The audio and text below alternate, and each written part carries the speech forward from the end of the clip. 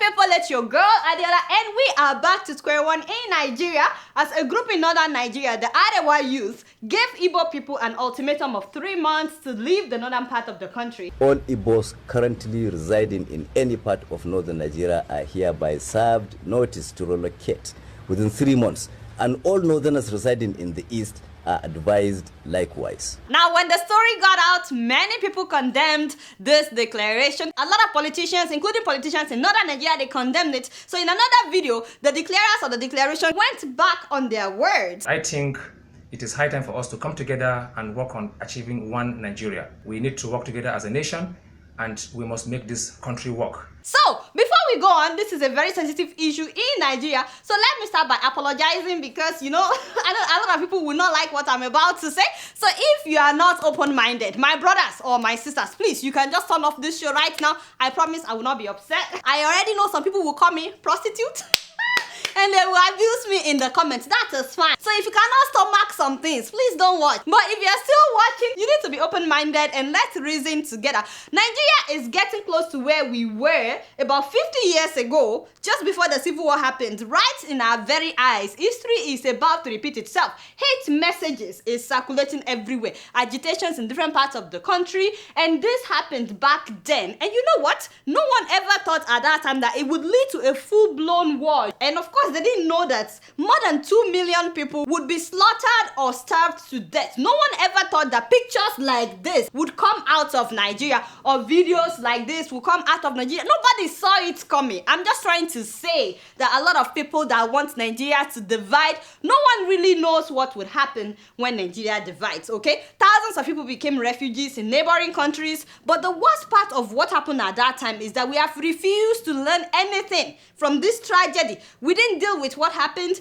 we didn't address the cause of what happened, and we didn't put in any measures or any policies in place to prevent what happened at that time from happening again. So it's not enough. It is not enough to condemn the Arewa youths. The tension is still there even after condemning them. It's not enough to demand for Biafra because the tension is still there. Even if Biafra becomes independent today, there is still hatred. There is still a tension between Biafra and Nigeria, and it could still lead to another war. Which brings me to my very first point, that we need to talk about what happened and we need to make deliberate efforts towards reconciliation. After the genocide in Rwanda, where about 1 million people were killed, killers faced family members of those that they killed. In the process of reconciliation, they screamed at each other, they poured their hearts, they cried, and they sought each other's forgiveness. Whole communities cried. It took time. It's very painful, but it's necessary if they do not want another genocide in Rwanda. And I'm not saying that everything is now rosy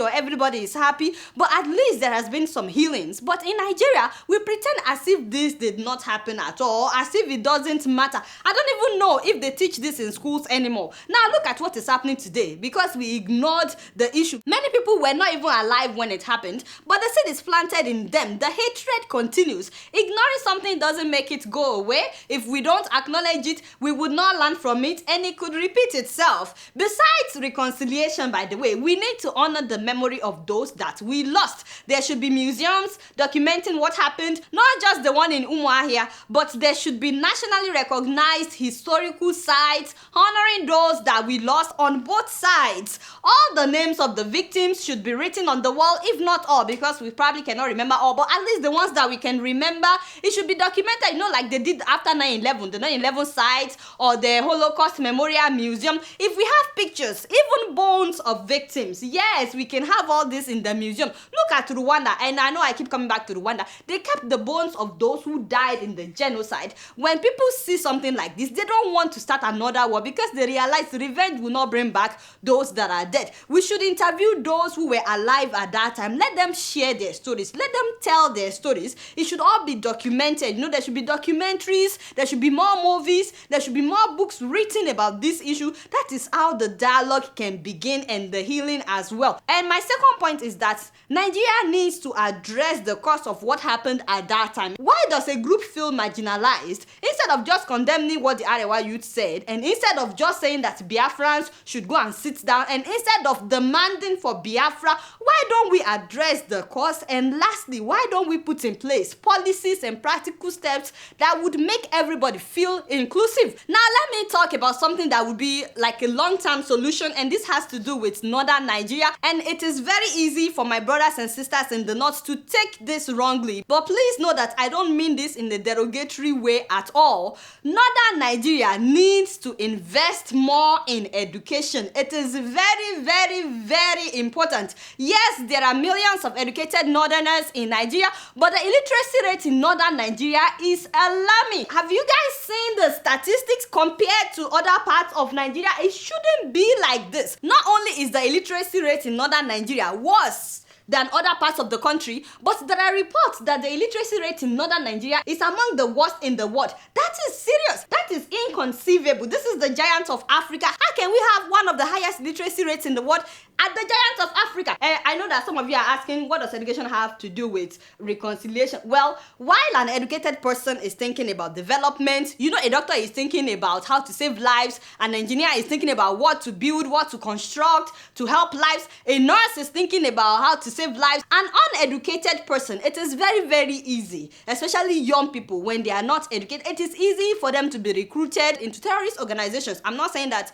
being uneducated means that somebody will become a terrorist. No, I'm just saying, anyway, you know what I'm saying. When we have a lot of uneducated people, poverty rate in that area would be higher than the places where we have educated people. Also, another reason why this education thing is very important is that an uneducated person is not skilled and cannot compete on national grounds with those that are educated when it comes to appointments and stuff like that in Nigeria. So it becomes a matter of, oh, we need to get a northerner in office so that he or she can give us political posts, which means it will no longer be based on merit or skills, but connections. And once again, I'm not generalizing. Yes, there are millions of well-educated northerners, and of course, nepotism is not only happening in the north, it's all over the country, but it is more so for northerners. I already told you that some people will not like what I will say on this show, but let me give you an example. Out of the new recruits of our SSS, that is our security service, out of 479 cadets, 479, 51 of them are from Katsina State alone. Katsina State alone, and we have 36 states, so of course Katsina State is the president's state, you know. So out of 479 new cadets, 165 of them are from Northwest, 100 are from Northeast, 66 are from North Central. Now let's go to the other parts of the country. Only 57 are from Southwest, okay? Only 44 are from Southeast, and only 42 are from the South.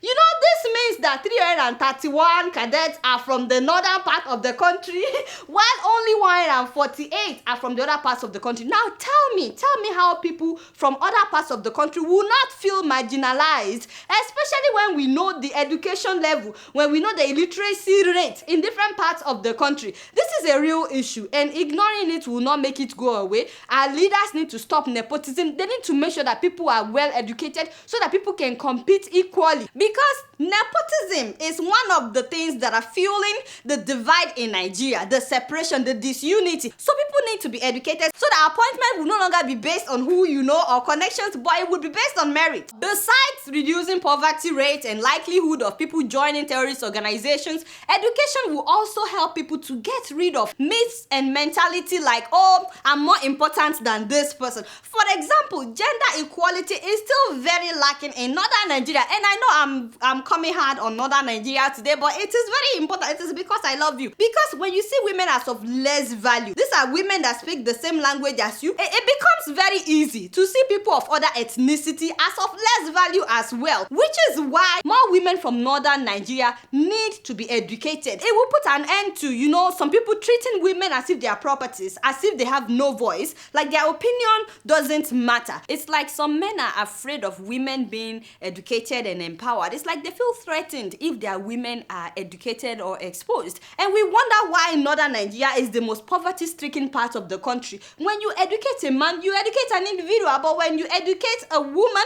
you educate a whole nation, because she will pass it to her children. A woman can be so innovative and industrious. You just need to give them the opportunity. Educating them will also put put an end to underage marriage, which is leading to a very, very high rate of VVF in northern Nigeria. That is vesico vaginal fistula. You need to see those girls suffering. Now, let me tell you a story about why educating people, making sure people are exposed is very important, especially if you are serious about this whole ethnicity issue. About 2 years ago, I was in a minor accident in Abuja. The driver veered to our lane, and so when we realized this was going to be a head-on collision, we drove into the ditch. So when we came out, we were so sure that the driver was coming to beg us. But can you guys believe that this guy came out and he started shouting, "Who is the driver? Get me the driver! Didn't you see me?" We were all shocked because we just went in the ditch because of this guy, and everybody was shouting at this guy. They were shouting at each other. So finally, I calmed everybody down. I got everybody to stop, and I said, "Mr. Man,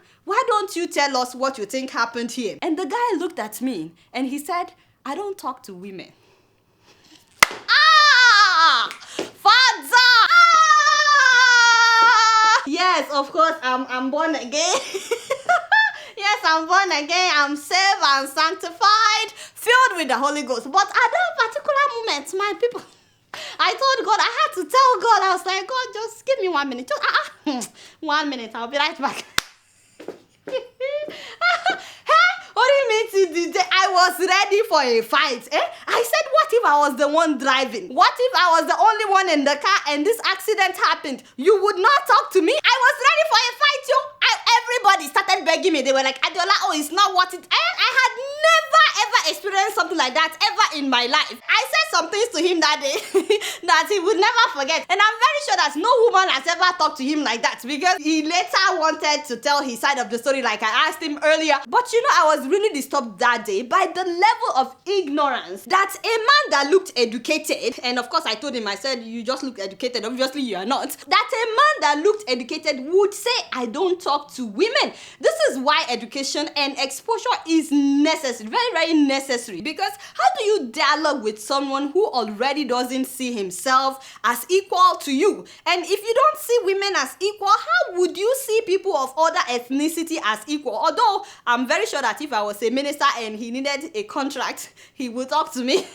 Don't you think so? So a lot of this thing is just hypocrisy. So enough of using religion to justify looking down on somebody else, because I know that some people will come after me and say that, "Oh, this is because of religion." No, nobody chose to be a man or a woman. This is also rampant among Yoruba people. I know a lot of Yorubas that they just want to have a male child by fire, by force. If a woman doesn't have a male child, they look down on her. Nobody chose to be a male or a female. So why oppressing somebody else because of their gender? And for those that will insist a woman is not supposed to be educated, if I'm not educated, I cannot be bringing you this show. And I know that you guys enjoy it even in the north. Hello, somebody. So in conclusion, I like to talk to those who want Nigeria to divide. And I am not saying that Biafra should not go or that you should not have your own country. But you know, I looked at so many countries that have seceded, especially in Africa. And you can't help but ask yourself, are they really better off? Are they really better off? And I know Biafrans don't like to hear this, but we all know that when the battle got tough, Ojukwu fled. Ojukwu fled in a private jet to Ivory Coast while they were still killing Biafrans. And I'm not blaming Ojukwu. I mean, nobody wants to die. And later on in his life, this same Ojukwu said there is no need for another Biafra. Yes, I led the first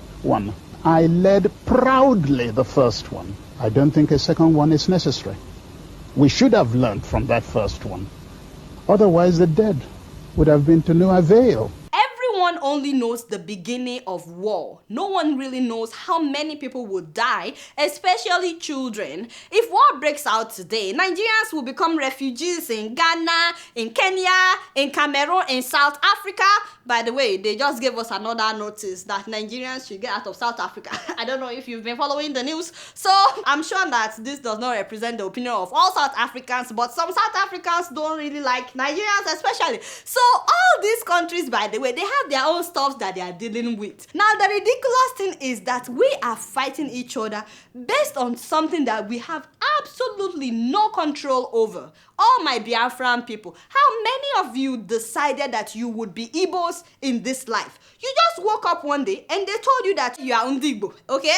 And the same goes for my people from the north. How many of you decided that you would be Hausa? And how many of, none, nobody knows what I am, okay? I'm Nigerian. You don't know if I'm Hausa, Igbo or Yoruba. I refuse to declare what I am.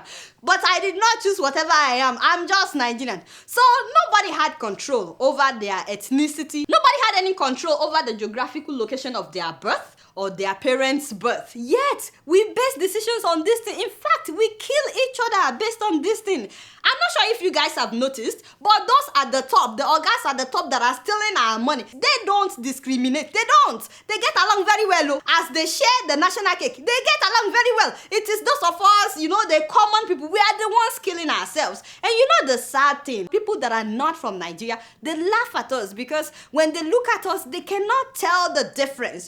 Just like when I look at Rwandese, I cannot tell the difference, which makes it very difficult for me to understand why they will kill each other. The same thing goes for us. When people look at Nigerians, they have no idea who is from which ethnicity. So they laugh at us that we're killing ourselves based on this thing. And the core of all this is the fact that we all have the same blood. If somebody is dying and they need blood transfusion, nobody is going to ask the doctor, please make sure you give me Hausa blood because I'm Hausa, please, you only give me Hausa blood. They don't say, I'm Biafran, you should only give me Biafran blood. Blood is blood. So why do we allow this thing to divide us and make us kill each other? And also religion. That's a topic for another day. So let's not forget, we need to acknowledge what happened and we need to deal with it. Not dealing with it doesn't mean it will go away. And we need to put in place policies that will prevent its reoccurrence. And most importantly, our leaders need to stop nepotism because it is fueling this divide among us. But as you guys know, I don't know much. Guess what? I'm just keeping it real.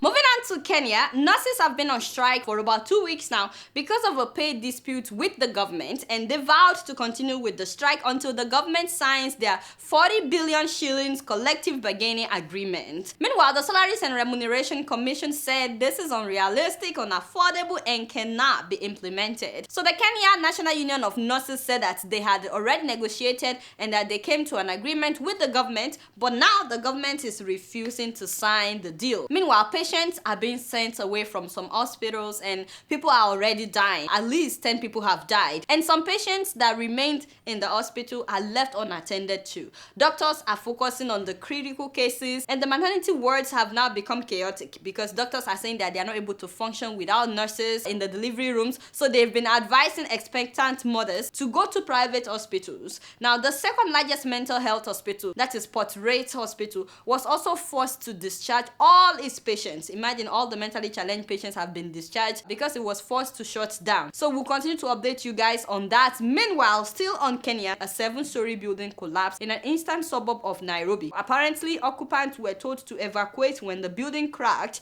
and most families left when they were ordered to leave. More than 100 people were accounted for. However, 2 children were pulled out alive from the rubble 24 hours after the building collapsed. That's a miracle. And unfortunately, 1 woman died. According to the governor of Nairobi, 30,000 to 40,000 buildings are at risk of collapsing because they were built without approval from the city. This also usually happens in the low-income areas of Kenya. In 2016, 49 people died due to a building collapse in Nairobi as well. You guys don't know much. Guess what? I'm just keeping it real.